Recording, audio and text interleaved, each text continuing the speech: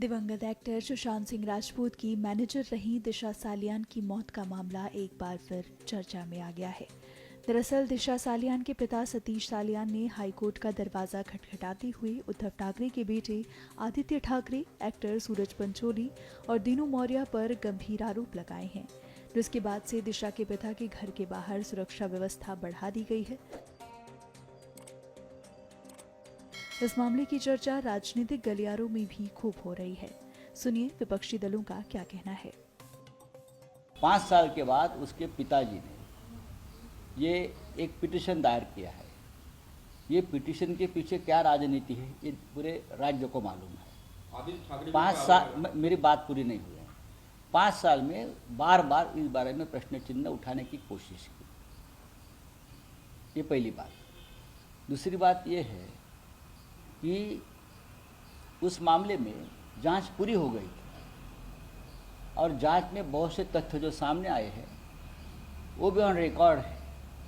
5 साल के बाद अब एक राजनीति हो रही है। इसलिए राजनीति औरंगजेब का विषय महाराष्ट्र में ये लोग नहीं चलाया पाए और उनके ऊपर उलट गया औरंगजेब।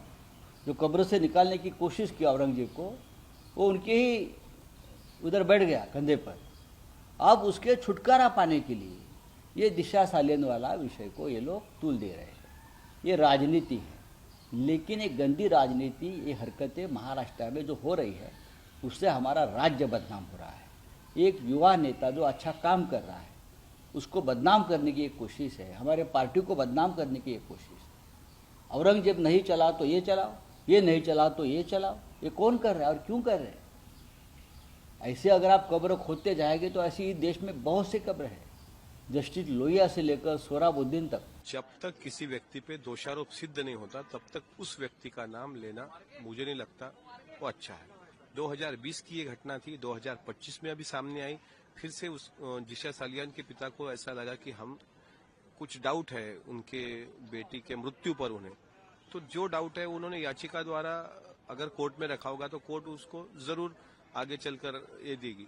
लेकिन जिस तरीके से आदित्य ठाकरे जी हो या किशोरी पेडनेकर हो, इनका नाम उसमें आ रहा है तो उनकी पर्सनल इन्वॉल्वमेंट उसमें होगी तो वो दोषी ठहराए जाएंगे ना। इस तरीके से हम किसी को दोषी नहीं कह सकते। ये खाली मामला गोल गोल घुमाने वाली बात है। किसी भी तरह से जो अभी हमारा अधिवेशन चल रहा है, इस अधिवेशन के जो भी मामला सामने आ रहे हैं उसे गोल गोल घुमाने के लिए सब चल रहा है, और क्या है। आपको बता दें कि 8 जून 2020 को मुंबई में अपने घर की बालकनी से गिरने से दिशा सालियान की मौत हो गई थी। पुलिस ने आत्महत्या का मामला दर्ज किया था, लेकिन अब दिशा की मौत ने नया मोड़ ले लिया है।